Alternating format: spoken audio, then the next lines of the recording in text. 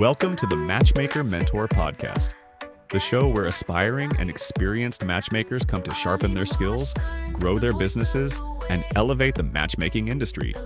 Your host is Arlene Washburn, an award-winning ethical matchmaking advocate, mentor, and industry innovator. Let's dive in. Welcome to the Matchmaker Mentor Podcast, where aspiring and experienced matchmakers learn from the best in the business. I'm your host, Arlene Washburn, an ethical matchmaking advocate and mentor, and today we have an incredible guest who understands the power of building relationships, serving others, and networking for success. Steve Ramona is a business networking powerhouse. I know because I have met so many amazing people through him, and he hosts the Doing Business with a Servant's Heart podcast. And I am so excited to have this conversation, to learn more about podcasting and to talk about what it means to be a super connector, which I know is your thing, Steve. So welcome to the show. I'm so grateful to have you here. Arlene, I'm so blessed to be here. You're a rock star, and I love talking to rock stars. Oh, thank you. So we were just chatting a few minutes ago, and I know you do this podcast and you do so many things, but what has led you through this path? I mean, I was looking at your resume on LinkedIn and everything. You've had a very interesting path. So how did we get here and what you do today? Yeah, it started at 18 when my family launched a health club, and they asked, hey, why don't you come work? It's summer out of high school. Of course, you need money, get a date, go to the beach, do all those things as an 18-year-old does. I said, yeah. I'd work 3 or 4 days a week. And I worked at the front desk, and I would check people in, pretty ambiguous, just, hey, hello, Arlene, welcome, have a great day. But as weeks went by and months, and I'm running cards and getting to know people, not everybody, but some people, the conversation started with 40, 50, 60-year-olds. And I remember I'm 18. So I'm a little nervous here. How do I talk to them? But as you check them in, it's like, how was your vacation, Tony? Hey, John, did you have your grandson yet? Oh, not yet. It's next week. Oh, I can't wait. Let me know what happens. Hey, they take me out to lunch. I'd go out to dinner and I'd see that, hey, there's Steve from it was called Royal Quartz. Hey, there's Steve from Royal Quartz. And I realized I'm building this really cool network of very successful people. And one of the stories I tell all the time when I speak is Tony, a financial advisor, a little short Italian guy. He called me Kid. Hey, Kid, how you doing? I said, Tony, I'm doing great. And he flipped me a book. It was The Wealthy Barber. And he said, I need you to do me a favor. I'm going to want you to read this. And next Tuesday, I'm going to come and ask you about it. Absolutely. It's a small book, Kid. I know you're 19, 18. You won't have to read much. So I did read it because I was scared of him a little bit because he was such a peer of mine. And he came back Tuesday and he goes, okay, Kid, you read it? I said, I did. So what'd you get from the book? This is basically what it's saying is take 10% of my income, put it away. Don't touch it. That's it. That's what I teach all my clients. Not all of them do it, but you got it. Now, this is 1979.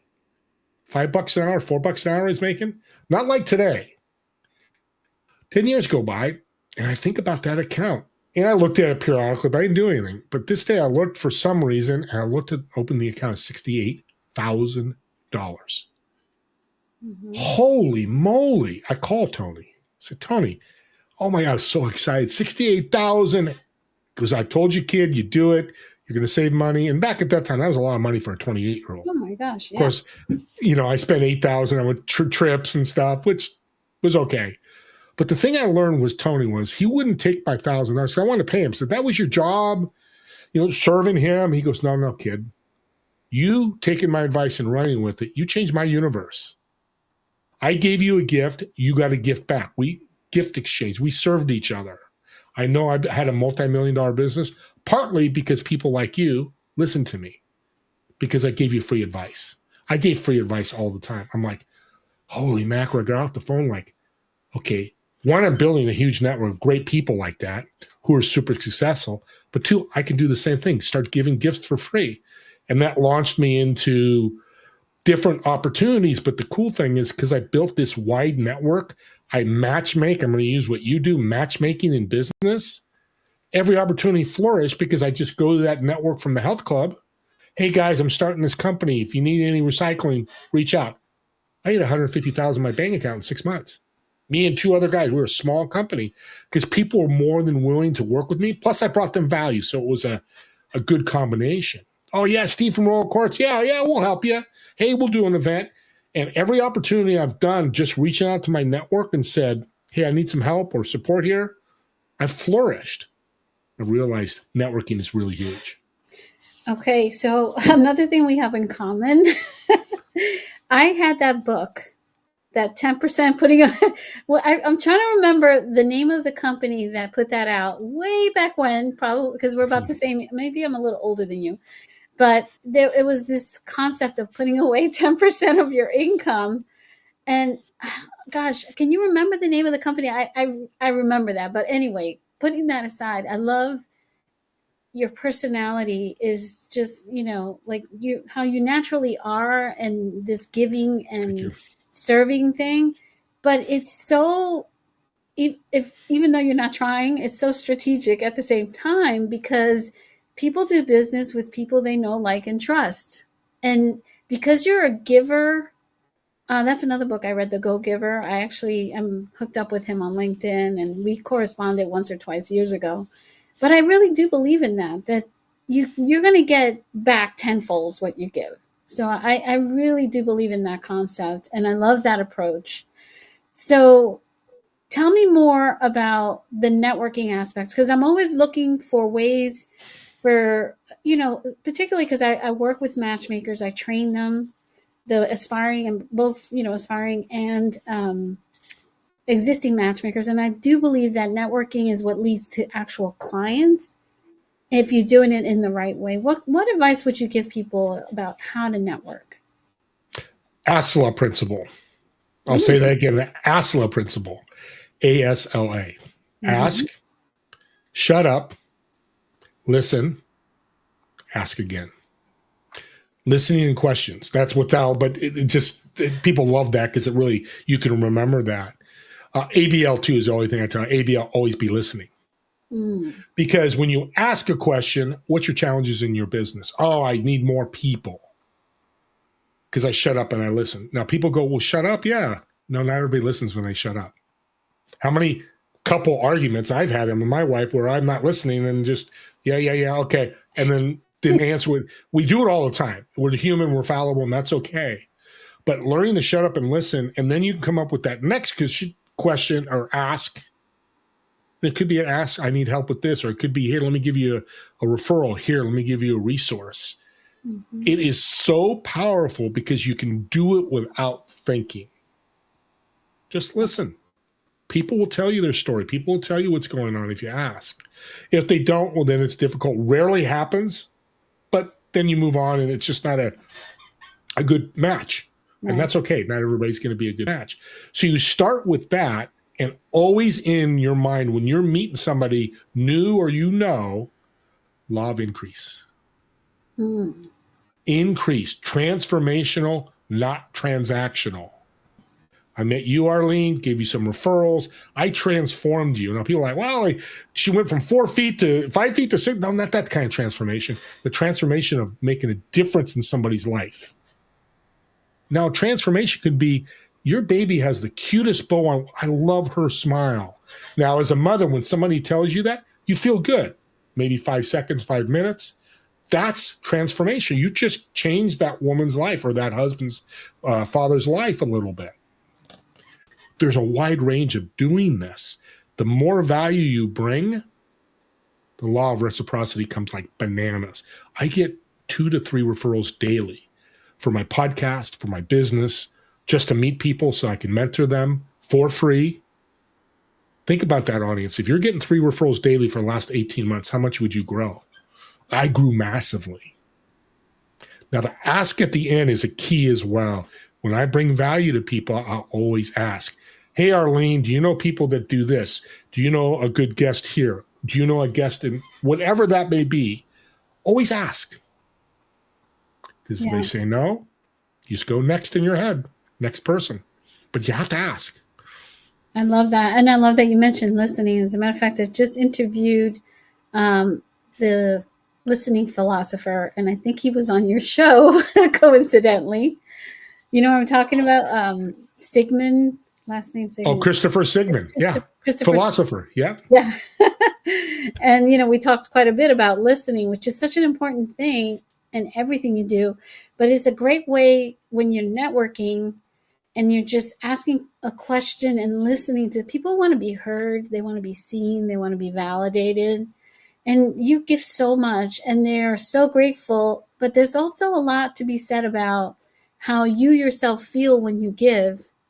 Like I just did, similar to what you were saying, a free session with someone who needed some strategic input about his business because right now he's not getting the type of leads, etc. And I roll up my sleeves and I'm really forthcoming. Like I don't hold back. I'll give it all during that call. I'm going to do anything I can to help this person. And I saw that look on his face, of gratitude. And he's like, what can I do for you? I'm like, nothing. I'm good. I want to help. So I think, and I feel like I get a lot out of it. I don't know how you feel, but it's a reciprocal thing. And I think there's a study about this too, that I forget what it's called. There's a name for it, that the giver actually almost sometimes gets more than the taker. Yeah. Yeah. And here's one thing too. And you mentioned that, and I used to do this, and here's a tip, audience. When you're giving, I used to not, when somebody said, how can I help you? I'd be, hey, I put my hand up. Oh, I'm good. You enjoy those referrals. And they will. But I met this guy that makes millions of dollars a year. And he said, Steve, no, don't do that. Because I wake up in the morning serving, I go to bed serving. But when I serve somebody, a lot of times they go, how can I support you? And I tell them, I need this. I'm looking for this. I need help here. Because if we don't do that, we actually turn them into takers. And here's why. Because when somebody gives a gift, let's think Christmas. It's always a great opportunity for this. I think me and you get Christmas every day. We get to help people. We get gifts. If you get you give a gift to somebody and they don't give you a gift back, it's kind of a weird feeling. Imagine you give your wife or husband a gift and you get nothing from them. Nothing. It's a weird feeling. I'm not judging that at all, but I'm just saying, think about that feeling. That's what he told me what you were doing. And Arlene, once I started asking, my income blew up. Because I go, I'm looking for this. I need a billionaire here. I need a super successful actor here. I need an NFL player here, or whatever it may be, and coming out of the woodwork. Hey, I know this person. And I got so many gifts, and I still get so many gifts. I had a guy this week give me a $2,500 membership for free. I love what you're doing. You've been so great to me. You give me so many great referrals. I want you part of my community for the next year on me. I didn't expect that. I never asked him that. He just did it on his own. Well, thank you. Thank you so much for that. I will take that lesson and I'm going to implement that for the next one. I love that.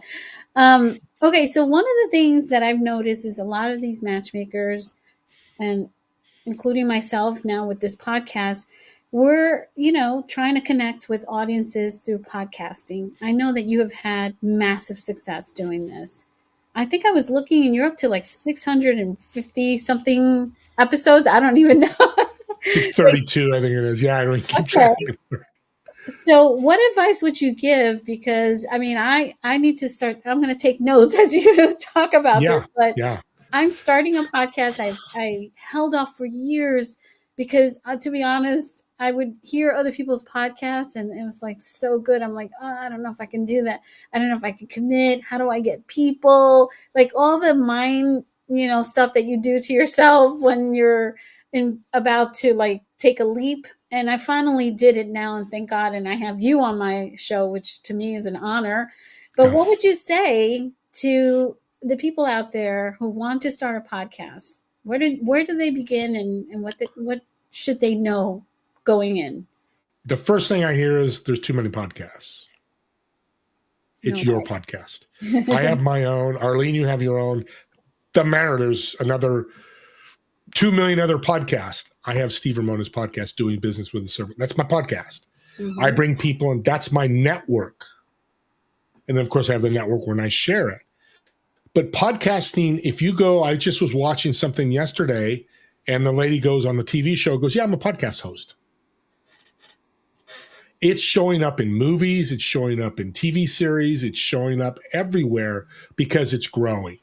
The listenership in podcasts has grown 50% and dropped down to 20-year-olds. Used to be 25, 26. So the age range is increasing and the numbers are increasing. Wow. And it doesn't cost you a lot to do it.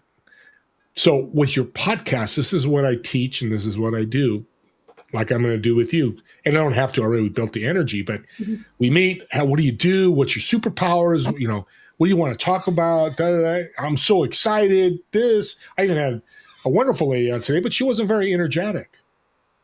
Great knowledge. She's positive intelligence. One of the smartest ladies I know. We got done. She goes, "Oh my God, that one of the best podcasts I've ever been on. I haven't been on a lot, but man, you're so good." Why I'm so good is I start the podcast before the podcast is bringing the energy. Okay. Instead of Arlene, hey, welcome to the podcast. Yeah, we'll do a show, and or Arlene, I'm fired up for you to be here. I can't wait to talk about matchmaking. I was terrible at it. I want to learn. Can you teach? That type of energy. Then you get into a podcast. You ask questions and let them roll. Let them tell stories. Just ask questions. That's all you're doing. And as you learn to do this, you're going to get better. The magic happens when you get done with the podcast. Arlene, what an incredible podcast. Oh my God, you said this, this, and this. I take notes too. You don't have to. You said this here. I wrote down, and you said this. Thank you for teaching me this. Be authentic. I'm not blowing smoke. I'm being very authentic. Oh my God. And how was the podcast? Oh, Steve, it was really good. I always ask that to make sure it was good. And 99.9% of the time it's good. But now the energy starts happening. We'll go, I heard you say you need help here. I'm going to introduce you to Arlene. You're looking for a date? Well, she's a great matchmaker. She's got these matchmakers. Really? Oh my God. And you're doing so well in your business because you told me you've done millions during the podcast. This would be a great fit for you. I think you do all that introduction, those referrals. Well, now they're fired up. Energy at the start. Great podcast. I'm going to promote them. That's just, they know it. I go out to thousands of people. And then I do that. What's the next thing that happens? How can I support you, Steve?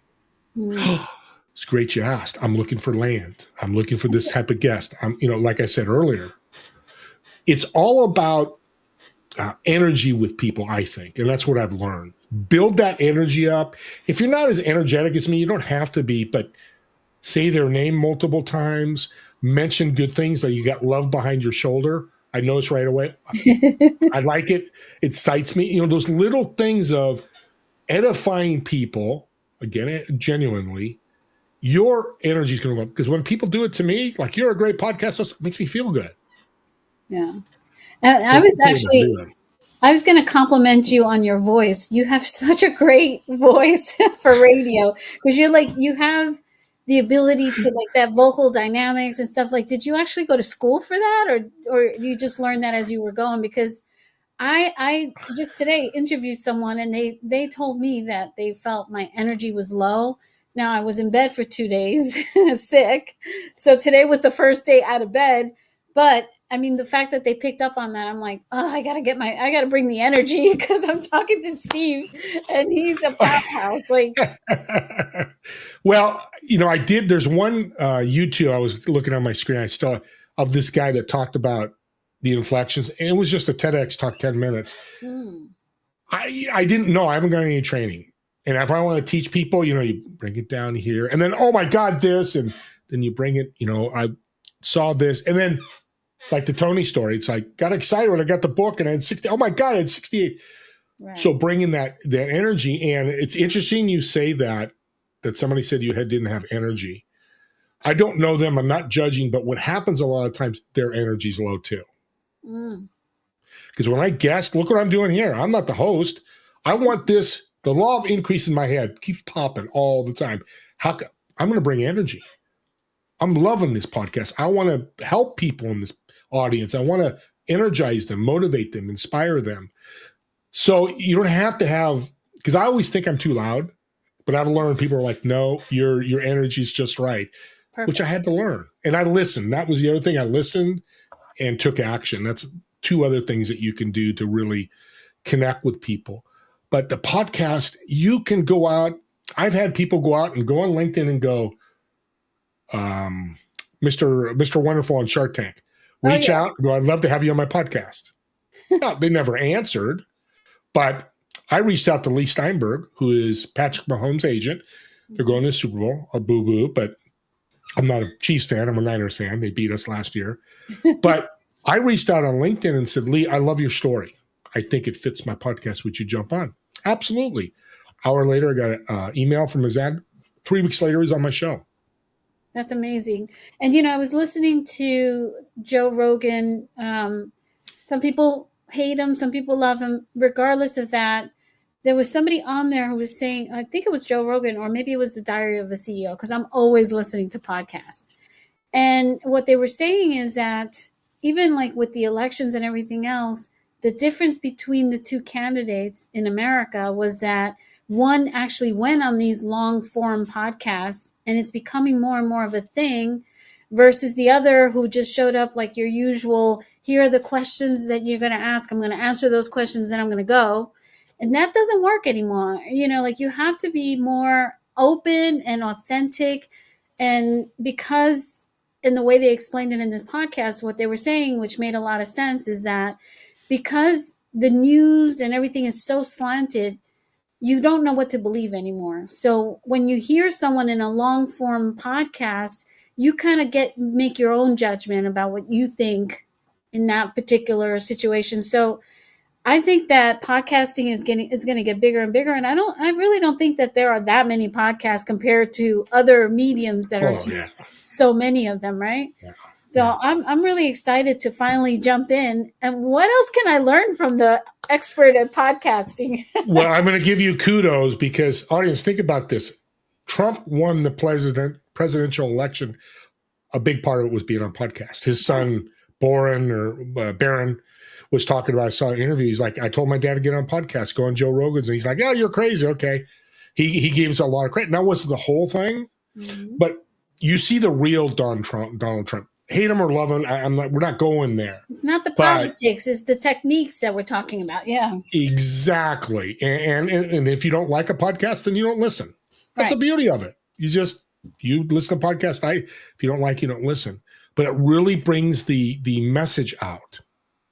Yeah. I mean, I was talking about in the podcast workshop yesterday, and I realized some of my messages are absolutely incredible. And for example, one of my guests, Alfonso James, at 17, he was convicted of murder.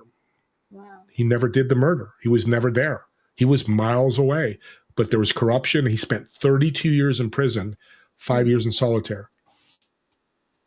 He's 40. He was 54 when he was on my show. So he's more than half his life has been gone. But I said, I don't know how I could keep together. How are you so grateful? He goes, Steve, and audience, I want you to really listen to this because I tell people all the time. I get to drive to the lake. I get to watch the birds chirp and fly by me. I get to see the lake ripple, and I get to see the sunrise. I missed all of that for mostly of my 32 years. I stuck between 4 concrete walls. I am so appreciative that I'm out.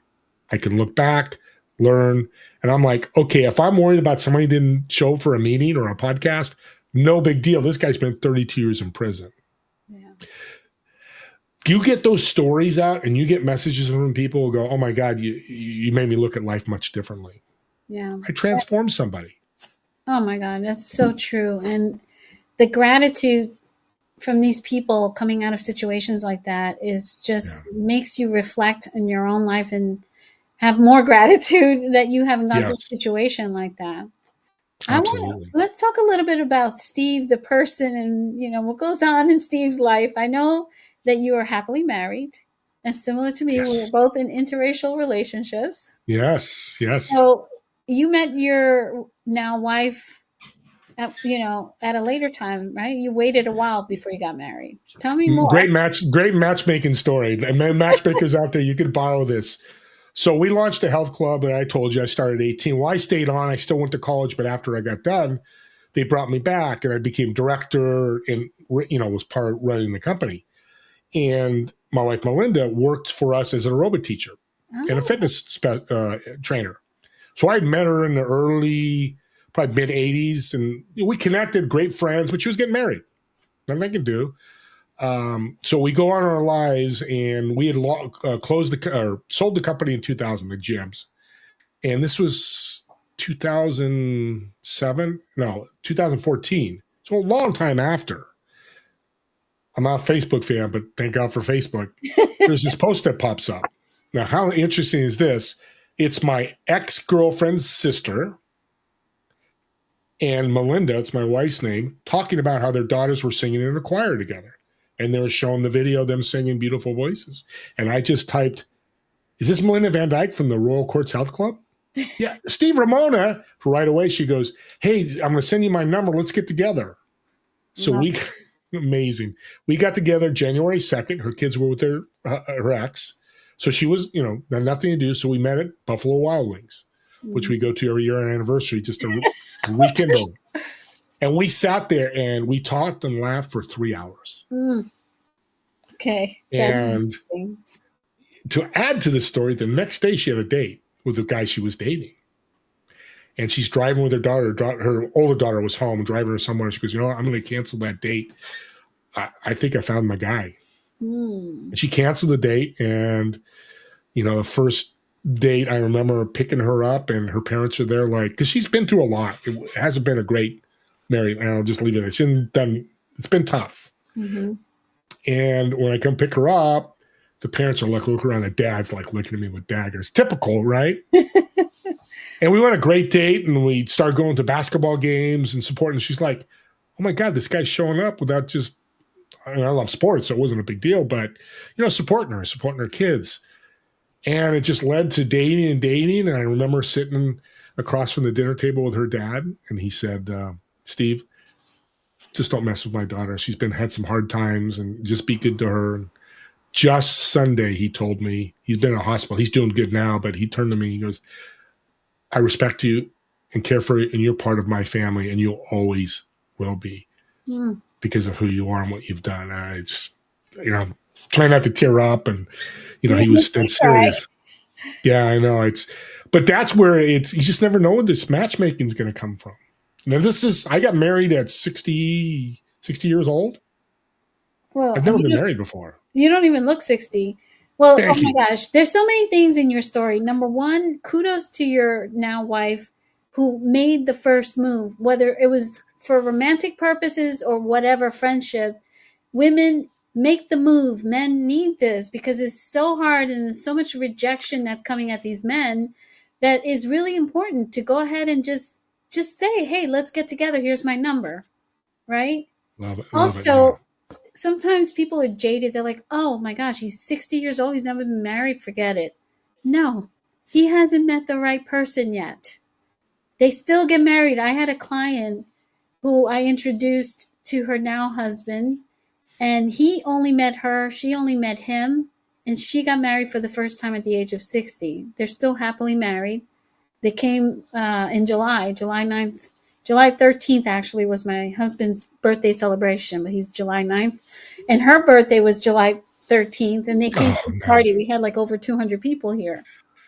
So age doesn't matter. People waiting longer to get married, and people marry for different reasons now. Actually, they marry more for love than they do for, convenience and financial stuff like it used to be back in the day. You needed to get married. You were a woman. You couldn't even get a credit card without a husband, right? It's crazy. So, and then I love that, her dad has fully embraced you and realized, this is a good guy, and he's taking care of my daughter, and he's there for her. He's there for her kids. That's amazing. No, it is. And it's what I do in business. You try to do in your personal life. Mm-hmm. Ask, shut up, listen, ask, bring value to people, do the best you can. He needs help, this or that, just those little things. That's why I say work and life really cross over a lot. I don't believe in balance because it's impossible to me. I mean, if you're going through a divorce, how are you going to be able to handle your business? It's going to be tough. Yeah. Because he's got this, I have no guys I'm working with that it's pulling on them a little or a lot, depending on what it is. So just trying to be good, try to serve your loved ones as well as you serve your business people or the people you work with. You say a lot of things that I say, which is so weird. You're like, I don't believe in balance. I just had this conversation. I'm like, there's no such thing as balance. It's just No, integrate, right? Sometimes you're going to have to spend more time here, then more time there. Just be present in whatever it is that you're doing. Do it as well as you can, and then go back to this other thing, whether it's family or whatever. Like, people just need to understand that you can't balance everything. There's just integration. And I love that you say a lot of your concepts and the things that you say are very, very similar. And I mean, I'm not a big astrology person, but I know you're a Cancer, right? that's right. You do. Scorpio. Yes, you My remember. husband's a Cancer. I love Cancer men. We just click. We just connect. There's like this weird understanding of each other, like that is, and It's similarities. cool. Yeah, yeah. I, And one thing I want to add about being 60, getting married. If you're older and not married, um, people will come up to me, what's wrong? Why ain't you married? I know they're not trying to be mean, but you are being mean. yeah, Don't do that. That doesn't get anywhere. But if people do that, this is a phrase it comes to my head if somebody does that. What you think about me is none of my business. And it mm, just washes away. You think I'm weird because I'm not married and I'm 55 years old? More power to you. You live alone? Who 55-year-old live alone? Me, I do. What you think about me is none of my business. So audience, take that and run with it, especially in life. You go on a date, it doesn't work out and they ream you. Hey, what you think about me is none of my business. I love Move that. on. It's so true, and I just feel that in our society, we just need to stop being so judgmental in general.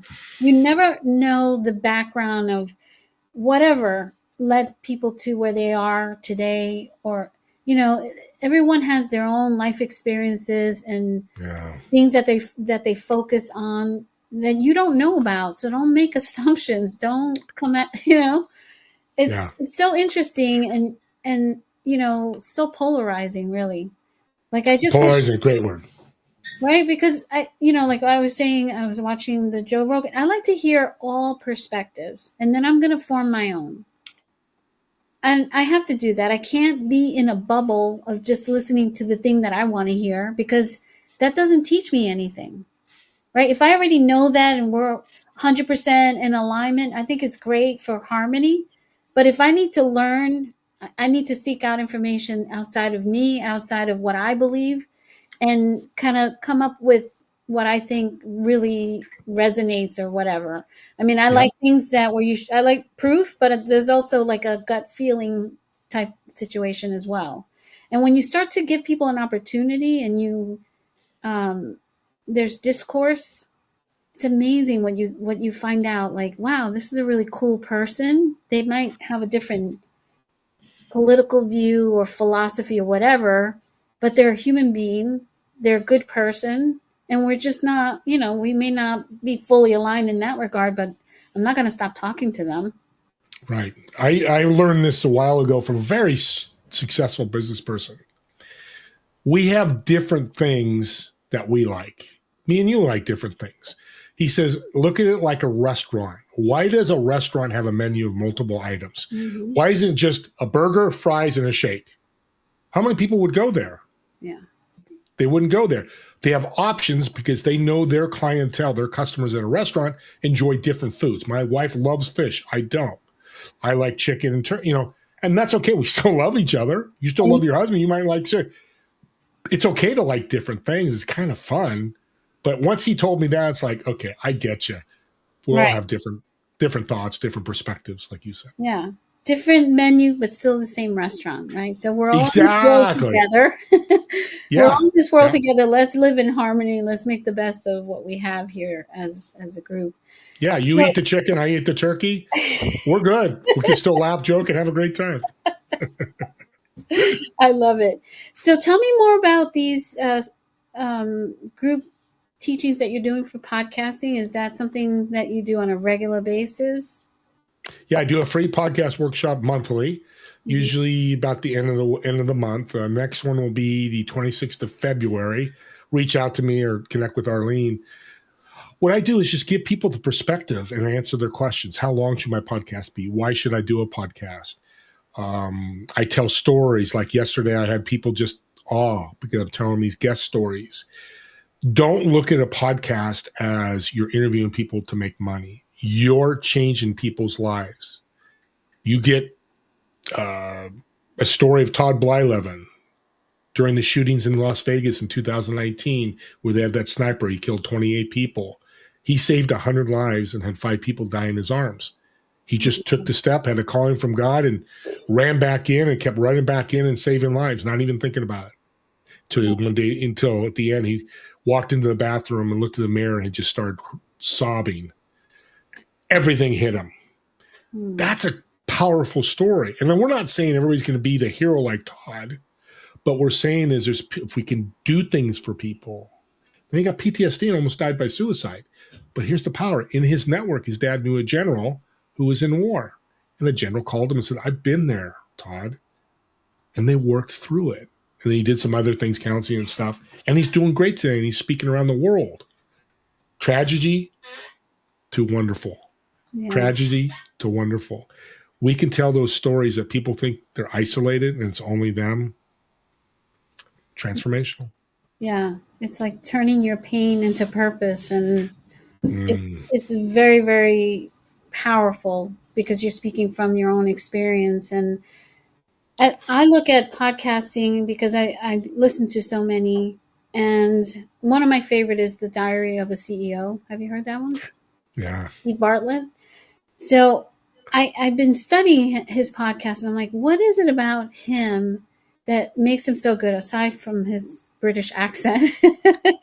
He listens to the person he's interviewing. The questions are great, but he summarizes what they say, but he also asks questions as if he's a listener. It's like the thing that's in my head that I was like, oh, this is a really cool guest. Can you ask him? It's almost like I'm saying, hey, Steve, can you ask him this? And he's asking that question. And what I love is that he doesn't act like the expert, but the expertise that comes on his show, it sort of gets attributed to him too. You know what I mean? Like, you don't need to be the expert on a podcast. You can bring in an expert and be inquisitive and summarize what they're saying. And that is like good for you as well. Your profile builds from that too. And that's what I noticed about his podcast, because there are others where the podcaster or the host wants to be the expert all the time about everything. And I'm like, ugh, that's such a turnoff. And I don't want to yeah, and I agree. And I have to always, because I agree with you. But if you want to do your podcast that way, that's great. But I think people you brought a guest on for a reason. The guest should be talking 80% of the time. That's my rule, 80-20. Yeah. And get close to it. But as a podcast host, and you're going to learn this, Arlene, I've learned so much. Mm-hmm. For example, you know what ego is? What's ego? Ego? E-G-O? What's ego mean to you? Yeah. I guess it's this. Well, go ahead. Is it good or bad? It's not good or bad. It's just like a third pull, if you will, that forces you to behave a certain way or say certain things, because it's almost like a black hole that needs to be fed constantly. No, but I'm going to fix the black hole, because I had the same thought about ego as you. One of my guests, Mark Hunter, he's the top sales guy, billions of dollars. He said, Steve, here's what ego really is: empowering greater outcomes. Me and you are doing ego every day. We're empowering people to transform greater outcomes, because that's what ego really is: helping people moving forward, growing, getting better. I learned that from my podcast. As a host, if you have a podcast out there, keep in mind, you're going to learn so much if you do the ask, shut up, listen, ask. I've learned so much. I've got notes of quotes from people that I use when I speak to others, because our guests are giving us gifts like that. I've used the ego probably 10 times on shows I've been on. And try to remember the person, if you're always try to give them kudos if you can. Yeah. But I've had people go, wow, that's the gift. He's giving me this gift I can share forever when I'm mentoring people. Hey, think about ego. empowering greater outcomes. Oh, I could do that. And some lady actually put it on her computer screen when she meets people. I'm trying to empower greater outcomes. She goes, it's changed my connection with people. So the gift, the resources, the tips that we get from our guests, it's not everyone, but you get 10% of your guests doing that, you're going to grow massively. How do you determine who you want on your podcast? Do you like just invite people that you think and then put them on, or do you check out their work out there? You know, if they have videos and stuff. Yeah. If I write a check for $15K, then they're all, no, I'm kidding. I don't charge for my podcast. All right, I'm kidding. I want to have fun. I don't believe in charging guests. I know people have reached out and asked, I think we talked about it. Your choice again. I'm not judging. If you want to do that and you're getting guests, more power to you. It's just something I don't do because I think the gift really is having somebody on and growing your business. Mm-hmm. I forgot the question because I'm so excited. What was the question? Just again? Like, how do you determine who you're going to have on? Because I even have it on my, like a disclaimer that if the interview doesn't go well, we may not air it. But like, I don't also want to waste other people's time or my own even. Yeah. Well, I open up, when I started, I interviewed everybody because I wanted to build a network. I wanted to build a brand new network. So I just brought people. I was doing 5 podcasts a day for 6 months. Gosh. Recording. Yeah, it was way too much, but I was in a mode and it was part of my business and I was meeting great people and all that. You need to decide that, podcast host, who you want on. If it's for your business. And yesterday in the podcast workshop, a Medicare insurance lady, I said, you bring on experts in Medicare, bring on patients with Medicare and have them tell their story. Mm. Oh my God, that's great. I said, you can focus on Medicare and healthcare. Talk to doctors, talk to whoever. And that's your niche. Mine's doing business with the servant's heart. So mine's mostly business owners who have great stories and who have a servant's heart. Yeah. I'm now so booked. I hate to do this, but I've read the Bible and many times with this, it's good to say no when it's not a fit. Yeah. Make sure it's a fit. It's okay to say no. I just said no to somebody yesterday and they were fine. And okay, no problem. Or reach out to me in 3 or 4 months. I am busy with a bunch of podcasts. So figure out what your mission and goal is with your podcast. Do you want to grow your business, grow your network? Do you want to make a social impact? Do you want to do all of that? Just figure that out and then go for your guest. And here's the powerful thing about guests. You can go out for big hitters. I'd like to have Elon Musk on my show. Will I ever get him? Probably not. It doesn't hurt to ask. Well, you might. You never know. Never know. Never know. It's all. But you can really control your network and your business with that. Are you getting referrals from the people who are on your show, or are you going on LinkedIn, or are you just finding people on YouTube, or you just have an idea of like, oh my God, I want to have so-and-so, let me reach out? Since we're in I always forget what year we're in. Since February, almost a year ago, I have not asked for any. I have way too many guests. I get referrals every week for guests. And I'm going to be on your show. And you're going to be on my show. I'm so fired up because I want to talk about matchmaking and serving. Is such a great marriage, excuse the pun. But that's where you can get when you grow your podcast and asking. Make sure you ask, hey, guest, thank you for that great interview. Do you know people in love? For example, we'll just use that example, that work with love or whatever it may be. Make sure you know what you're looking for. And be very specific. Don't go, hey, I'm looking for a great guest on my podcast that's handsome. Well, I wouldn't be on the podcast, but somebody, no, I'm kidding. But that's too general, but be specific. Well, I can tell you what I was looking for, and I still am. Professional athletes, very successful business owners, made millions in their career, influencers, and celebrities. I should introduce you to someone that I know that I think. I love that. He's a former... he goes by Sifu. I don't know if you've had him on your podcast. Sifu. I had Sifu on my podcast. I'm on his podcast on Friday. Oh, that's Sifu Raphael, but there's Sifu Carl Romaine. I don't know him. That's okay. He's a friend. He has a really cool story. He had a car accident and they thought he was never going to be able to walk. And not only did he walk, he went on to become a champion in martial arts. He was on Oprah. He's written a book, and he has a podcast. I should introduce you to him because I I love love that. those stories of people that are resilient, who bounce back. And then I met him because his wife, his then wife, she passed, became a matchmaker. And so I did some training for her. And he was kind Nice. of on the periphery of that. But yeah, um, and he works with a lot of professional athletes from the He'd be Giants great. and stuff like that. So yeah, I'll Yeah. definitely make that connection. Hey, audience, this is a real life serving There right you here. go. Exactly how you do it.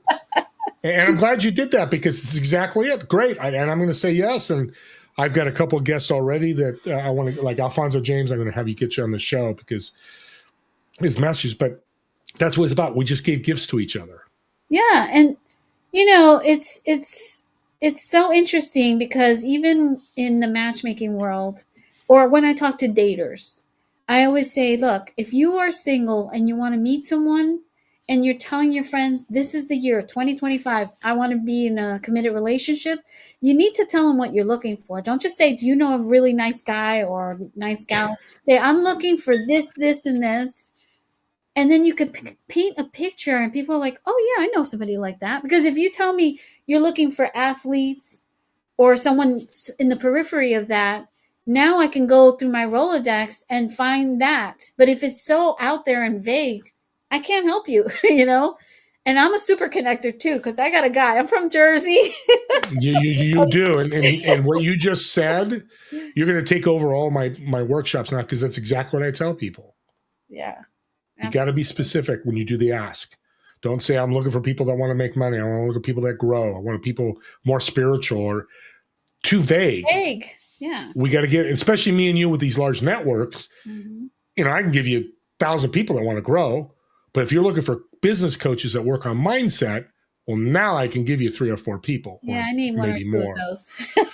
Yeah. We'll talk. Because what I do is I train aspiring and professional matchmakers. And often what I find with them is that there's a money mindset issue because these are people who've gone from being in corporate America to starting their own business. And now they're working in their business and they need to get paid an appropriate amount for the level of energy that they have to put into working with these clients. But it sometimes becomes like, oh my God, I can't charge that much. And it's like, okay, well, you're going to be out of business because A, you're not making enough money. And your clients don't want that. They want you to stay in business. They want you to be, Yeah. energized. And I always look at money as an energy exchange. It's not like you're not stealing from anybody, right? So as long as you're fulfilling the contract and you're doing what you said you were going to do for that payment, you're good.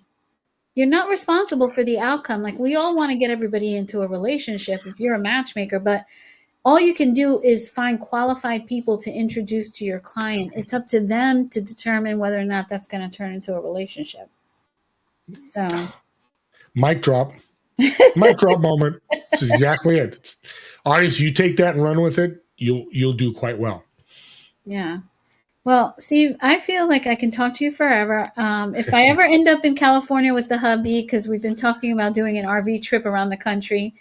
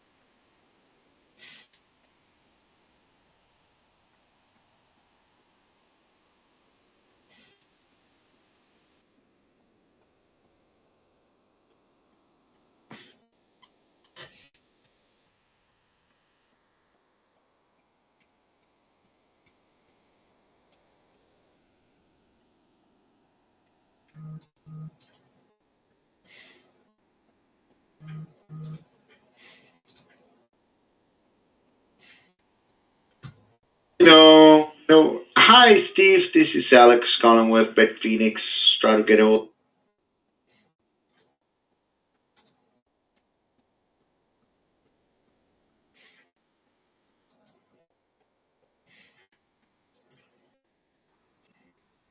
Hey, Steve, this is Steve. Sorry. Hey, I had a power outage. Holy moly. But anyway, what I just wanted to say is that we are going to take an RV trip around the country. If we end up in California, I want to do a double date with you and your beautiful wife. Done. Because I think the four of us would have such a blast together. And I cannot tell you how grateful I am for you being on my show and for all the gems that you dropped tonight. For people who are seriously thinking about doing a podcast, I highly encourage it. I'm excited. I'm enjoying all these conversations. And I'm so grateful that you share so much with this audience. And you gave me a great opportunity, so I thank you big time. Big virtual hugs. Likewise. Thank you so much, Steve. For those of you who are listening, who think that this might be beneficial to someone that you know, please go ahead and share, give us a like, and let us know what topics you want us to cover. We look forward to having you on the show again, Steve. Thank you so much. Thank you. Have a great day, everyone. Thank you. Have you ever felt called to help others find love? You might have the heart for matchmaking, but without the right training, turning that passion into a thriving business can feel impossible. Most matchmaking courses give you outdated theories and a certificate, but no real-world strategy to build a successful business. That's where Love Pro Mastermind Academy is different. Our live Done With You training goes beyond theory, helping you develop matchmaking expertise, implement sales and marketing strategies, and master the art of client success. With expert-led instruction, accountability, and a community of like-minded professionals, you'll learn how to identify your niche, attract high-quality clients, create a seamless matchmaking process, grow a sustainable, profitable business. With over a decade of experience, we don't just train matchmakers, we create leaders in the industry. Are you ready to become a LPMA certified matchmaker and build a business that changes lives?